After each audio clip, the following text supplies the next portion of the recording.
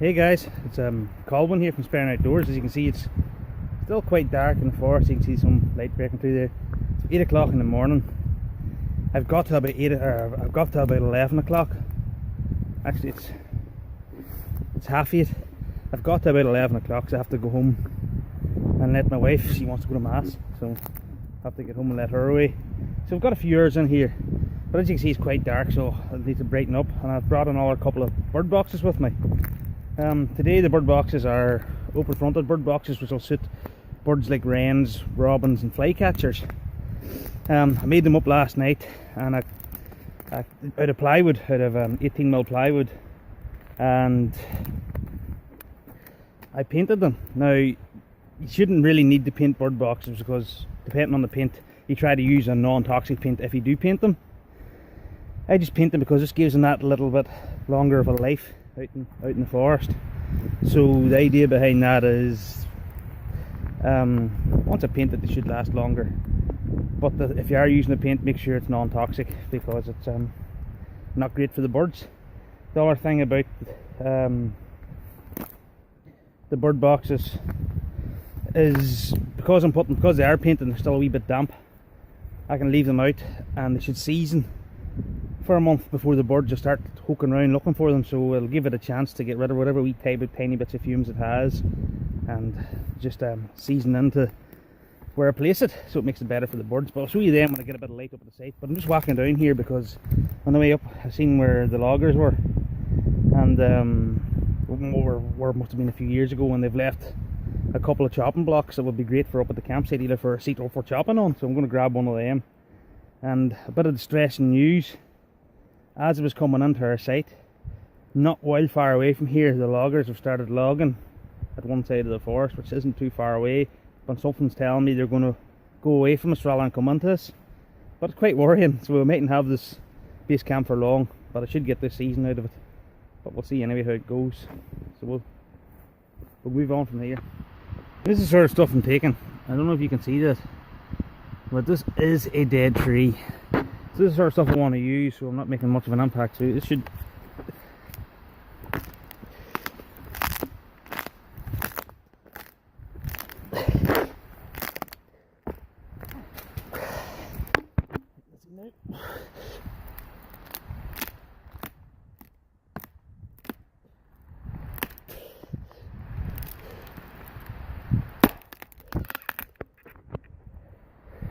So after a few straight shakes, you know, she's a fair good solid core on her, so we'll still have a bit of strength about it. So that's the sort of timber I'm trying to use. After a couple of bird boxes there, as you can see, I put a couple of wee holes in the bottom there, just for drainage for water if it gets in. So that's them. Don't know whether I get them up today or not, because they're still a wee bit sticky from the paint, so I might leave them here a week and get them next week when they dry. Good thing about them being painted, they don't stand out like sore thumbs being pure white, but they'll actually blend in the surroundings, be a bit hidden, which will suit the birds. And so we'll see, I might get them up today, or I might let them season and then put them up. So there's a pile of spars for me. Some of them are not great, some of them are okay, so I'm going to pick the best out of them and build a couple of tripods or quad pods. I'm probably going to build tripods just to get a lean-to built up. And also the good thing about building tripods is it means I can then stick in a raised bed and keep ourselves off the ground. So that's the plan. That, my friends, is a beetle grub. Lives in decaying timber. Just happened to find it there. You can eat these guys, but in all fairness, I'm not feeling that hungry, so I think I'll just put him back. He's also good bait for birds, fishing, whatever. So there you go, that's been plentiful and low rotten timber and things. So that's our 2 tripods, I think, positioned to where I want it.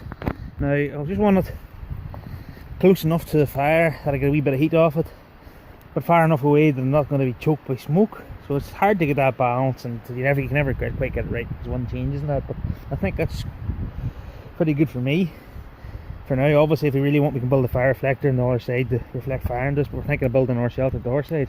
Now up here is the tripod lashings, or figure of 8 lashings, or quad pod lashings, whatever you want.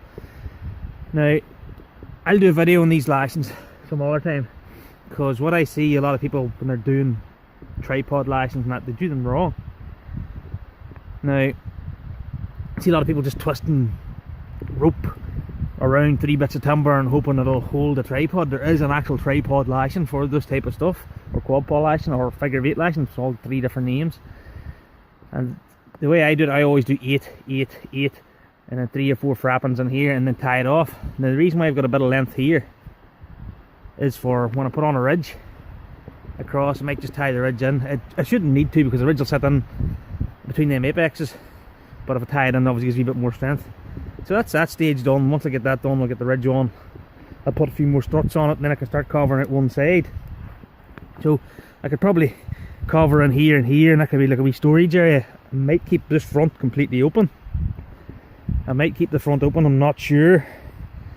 Or I could close some of it off, so there's just a door into a platform, which I'll obviously do in a Laura lashing, which is called a square lashing. And I'll put them in and see where I get from there. But that's the idea so far, and we'll just go with it's time consuming painting timber, because all I'm trying to use deadfall, and a lot of it's wrapping. I'm trying to use the best of it, and it's taking time to source it, but we'll get there. I've been really lazy today with my lunch, and I just got a pot noodle.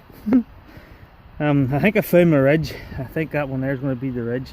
It's very hard. The ridge is really important because it has to be fairly strong, because it's going to take most of the weight. Alright, I can put a strut on to hold it up and take off a good bit of the weight, but again, I want to try and keep following the philosophy and using deadfall as much as I can, so I'm not really using a big impact. But it seems strong enough for what I need it for. I'll put a strut on if I have to. I'll keep using deadfall to build it out. When it comes to waterproofing the shelter, I might use some greenery, depending, because I want it watertight and I want to try and use natural material, but I'm going to get it to a stage where I can throw a tarp over it for now. But I'll not be doing that today. I just want to get the basic framework up, then I can build around it. But that's our tripod, and then this is our strut, horizontal strut. Now, what this is called a square lashing. Now, you're meant to do 3 in each side, but I have extra rope here, and the reason why I have extra rope is because, or extra sisal, is because if over time these things loosen when you use them. So if I've got the extra sisal there, I can tighten it up and put it back. But in scouts, when we do competitions like this, we'd actually have 3 and 3 in each side, and put a stopper knot on it and tuck it away so it looks nice and tidy. But here, it's still tidy. There's just a lot more on this side, and there's just extra rope that I've wrapped around and half hitched just to keep for the purpose of tightening. And the whole reason about trying to keep them as tidy as possible, it's not just for it looks good, it's also for the tidier it is, actually the stronger it'll be. Because if you have your lashing and you've it tied and it's over here and there's gaps between all the rope, it loosens, because it'll start to pull in when you use it. It'll start to pull in on itself, and once it pulls in, it's going to loosen. So that's another reason why to keep it tidy. And the reason why I'm using sisal, again, you can tie these lashings with natural cordage. It would take me absolutely donkey's age to get enough natural cordage to do what I want to do. Yes, I could make quick lashings on that's not the strength, but again, natural cordage is more for a survival purpose, where you just need something tied up that's going to do the job for no matter how long. This here I want to try and keep up for a good while, so it's better just to use the sisal, and it's natural enough anyway. So that's pretty much it. That's about all I can get done today. I haven't got this side done because I have to go down and let her away to go to mass. But that's a good base now, where I can start to see the next day I come up, I should get the back of it up, laid out, and get it built out. Then the next day I should try and waterproof it. So we're getting there pretty quickly. Really, again, I've only been up here a couple of hours. Realistically, I could get a lot done on a full day, but I just don't have that time anymore. But I'll get there. So the next stage I want to do is tie this here. I'll probably put, the other thing, I've put these wee pegs in here just to say. Now, them wee pegs are there for 2 reasons. One, the lashing's taking all the weight, but when it starts to sag, which it will do when we use this peg here that I've driven, will also take the weight. I've done the same up there. And the other thing about the peg there, especially when you're tying on your own, it's a lot easier to set the bar on and tie it, rather than trying to hold it up and tie it as you go along. You can hold it up and tie it, I've done it many a time and it's easy to do, but it's a lot easier when it's held there for you.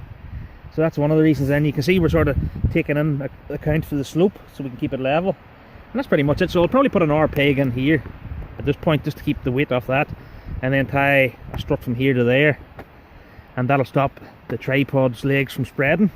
and I'll just do the exact same over there. So that gives you a wee storage space in there, or a head space, whatever. We'll deck that out, and we'll cover these sides and cover this back here and do the same in there and keep the front open. And that's pretty much it, guys.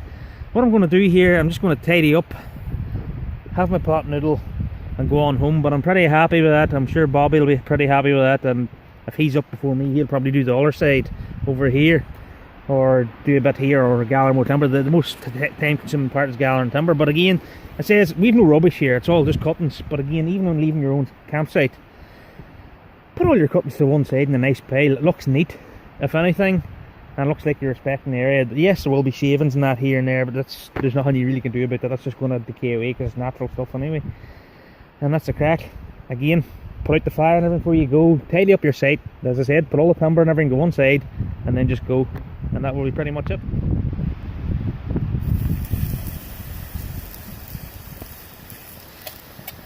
I'll get a few more pans of water. You see, where we got our stones from wasn't actually the river, it was just out Shuck here. And we got a lot of stones for a fire, and that's where I'm getting the water. It's very close to our campsite. I wouldn't use this water for drinking, because I'd use the stream down the road there. But this here's great for putting the fire out. And as again, always make sure the fire's out before you go. Well guys, that's me. Here done. I've only had a couple hours up here. I really have to go. As I said, I've cleaned up everything. The fire's out. I've just kept the structure there. It's doing no harm, as you can see there. There's the two bird boxes. I'll put them up the next time to let them a chance to season and get the paint dried and stuff on them, so they're good to go. And as I said, not really much you can do. There's wee cuttings here and there, but again, it's natural and do no harm.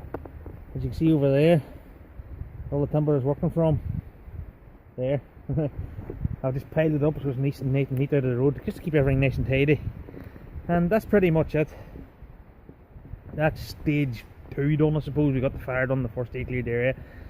Got a lot of timbers up. I've got a frame up. It's not finished, the frame, but it's not nearly finished. And once I've finished the frame, it's on to be putting the sides on. Once I put the sides on, then again it's the waterproof and make it watertight and comfortable, and then I'll finish off the bedding area, the platform inside, to get us off the ground. And then after that, we'll just keep adding to it. Slow process, as I say. I've only got a couple of hours here and there. I have to rush now, let my wife away. And if I've got a full day in here, you'd have a good site finished probably. But I don't have the luxury of that time now. But hopefully I will shortly. And that's pretty much it, guys. If you liked the video, please give me a wee like. Subscribe to my channel if you haven't already subscribed. I subscribe back. If you subscribe to me, I'll subscribe back to you, and keep an eye on your stuff, because we're all similar sort of buddies on YouTube. And if you don't have a channel, any content on it, and you want to subscribe to me, tear away. And I'll always come around at some stage and visit your channels if I can. And that's it, guys. Thanks for watching, and I hope you enjoyed the video and maybe picked up a few tips.